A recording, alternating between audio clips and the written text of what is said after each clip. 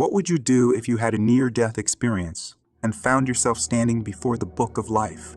In this gripping true story, a man recounts his journey from a life of fame and fortune to a moment of reckoning when he faces the possibility of spending eternity in hell. Will his name be in the book of life, or is it too late to change his fate? Watch till the end to find out what he experienced and what it means. Welcome to Peculiar Stories, where we explore the fascinating world of near-death experiences and offer new perspectives on the meaning of life and death. Our goal is to shed light on these profound stories, deepen your understanding of life, and provide valuable insights to our audience.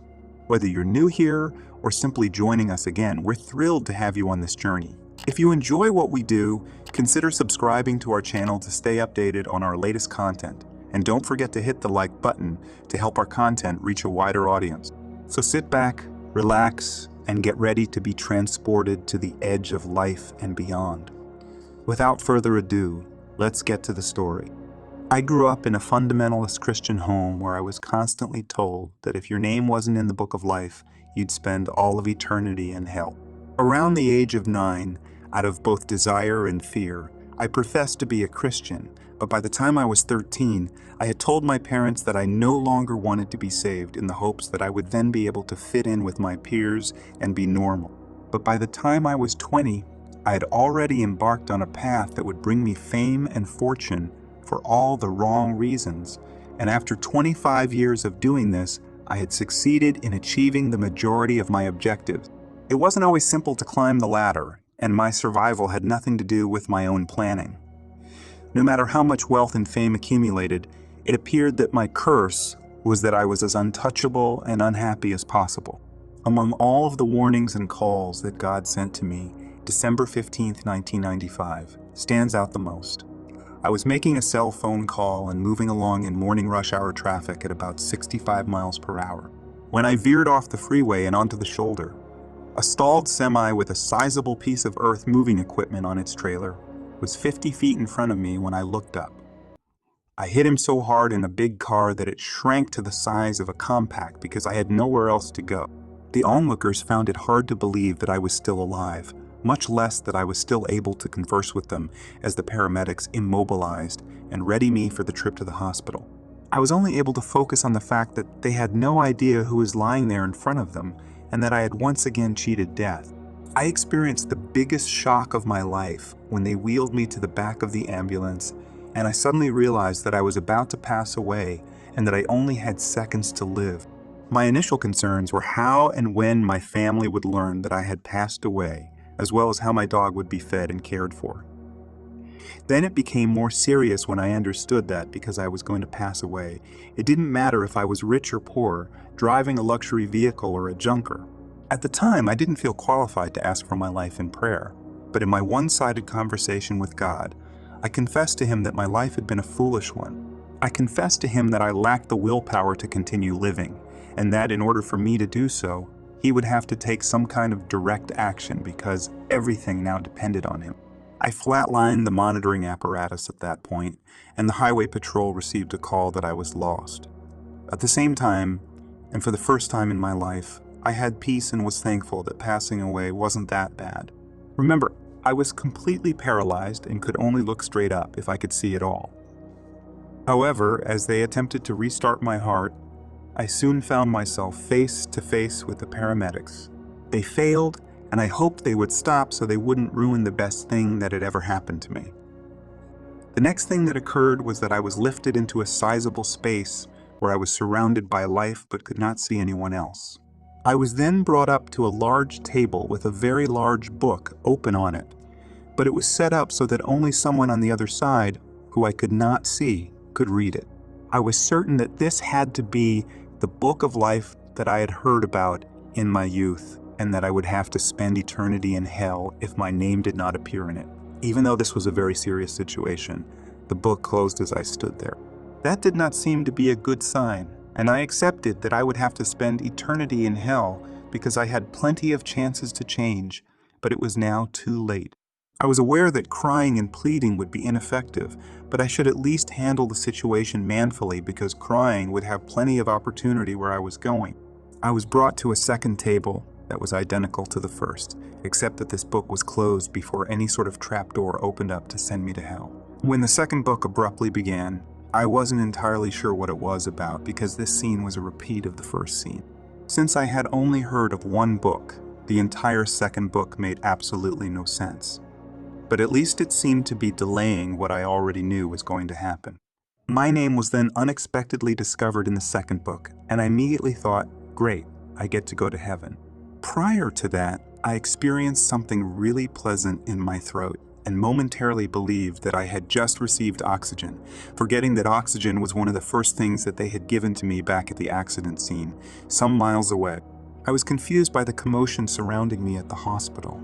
I was concerned that they had somehow learned who I was because it seemed like the entire hospital was involved. People kept pointing at me, and when one of the nurses said she couldn't look at me, she left the room like I was some sort of evil thing. People also kept asking me if I remembered anything while I was unconscious. I informed them that they were wrong, that I had been awake the entire time, and that I was eager to know when I would be allowed to leave. When a highway patrol investigator arrived, she informed me that she was there because she had been informed that I had passed away, but that I was actually alive and that I wanted to return to my house. She eventually became quite upset with me and told me that I should be more appreciative because I didn't realize how fortunate I was, and that in her 14 years of life, she had never witnessed or heard of anything comparable to what she was witnessing now. To me, it was just another near miss, but the following day, I began telling people what I had just told you. When I tried to explain what had happened to others and that there was life on the other side, they would advise me to get more rest so that I might be able to deal with what I had gone through because it had emotionally affected me. I distinctly recall asking God why He had done this to me because this ought to have been a turning point in my life, but it wasn't. It was much better for Him to keep me because I now had something else to conceal. I made the decision to take any necessary steps to try to put the entire incident behind me, and before long, things were back to business as usual.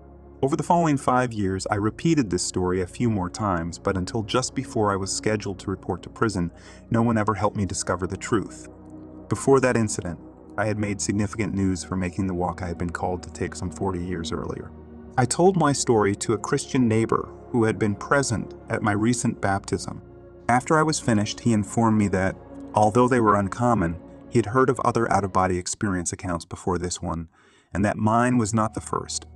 However, he had never before heard of anyone mentioning a scene from the book of Revelation.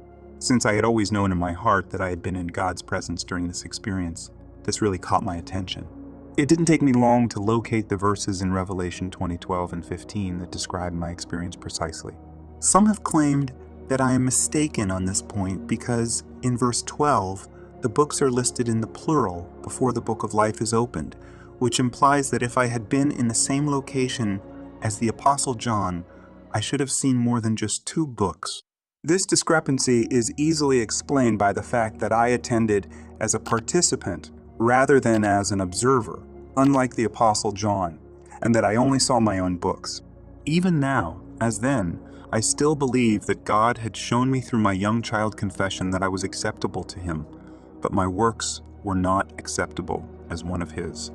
And for this reason, He sent me back so that something could be said for my benefit when this scene is repeated. I had a lot of significant personal issues to address first because I had spent a lot of time giving in to temptations and desires around me. In the end, I had actually evolved into a product of my surroundings. No matter how much I had helped them in the past, every single one of my friends had turned on me to save themselves. Since I had shielded them from the violent elements of society who preyed on people like themselves, some of them even owed me their very lives. At the very least, I gave them lavish homes, flourishing businesses, and money to send their kids to private schools so they could carry on the family business after I retired. I felt honored when they would say such things or have their children baptized with my name as their godfather because I somehow believed there was truth to their professed loyalty. In the end, they planned their future around attempting to seal my fate for as long as possible, which proved to be a very foolish move on my part.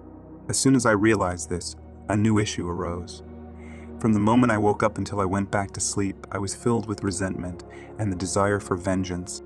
While this was happening, I was desperately attempting to alter who I was and what I had turned into, but no matter how hard I tried, I was unable to do so. I needed to completely transform, much like a leopard that wants to change his spots, but doing this by myself was impractical. Only then could I successfully change.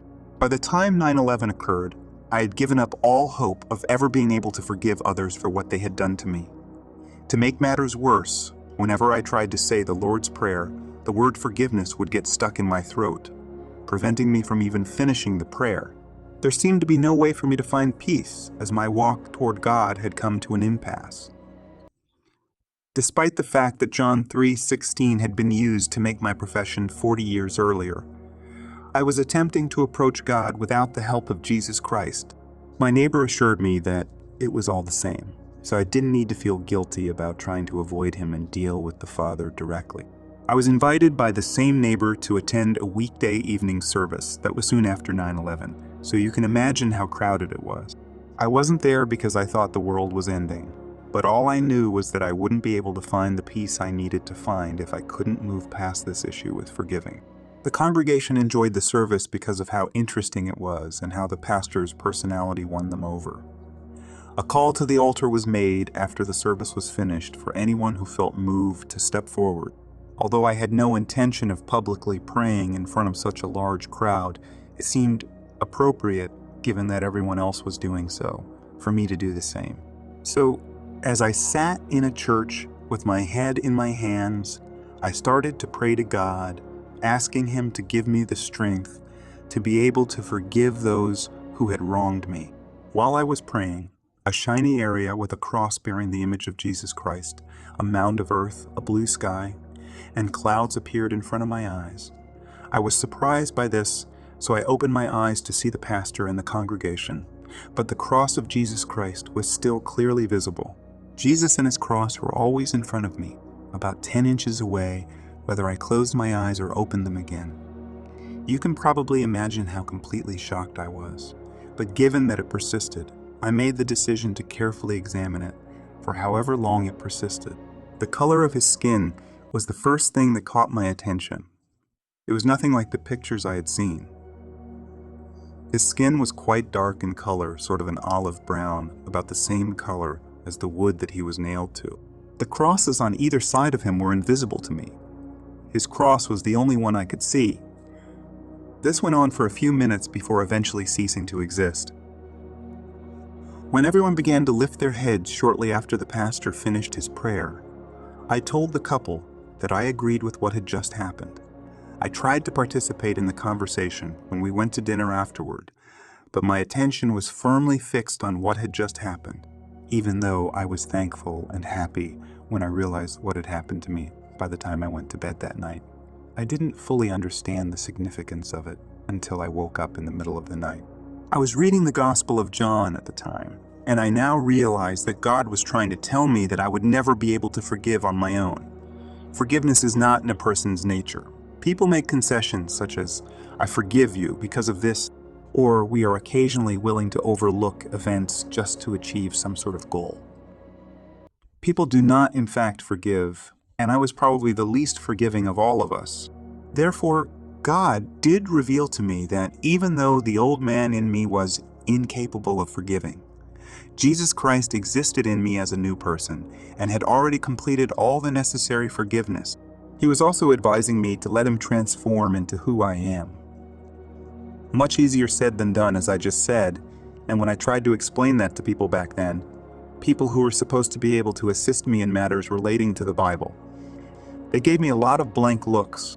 Nobody in this area at the time truly understood what spirit meant in its entirety.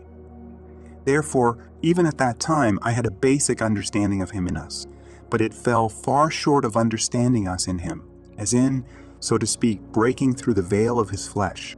I repeatedly wriggled back to the cross of Christ in search of solace from the fiery trial, especially then when complete failure seems to be just around the corner. Sometimes it was to ask for forgiveness for not following the Spirit and giving in to whatever aspect of my flesh I had given the upper hand. I have been able to gain insight into the three distinct separations of body, soul, and spirit through the experience that followed my car accident. I have also gained a comprehension of the Apostle Paul's statement as to whether in the body or out of the body, he could not tell. Neither could I. Similar to the Apostle Paul, I've had to fight the thorn in my flesh constantly as a price for learning this.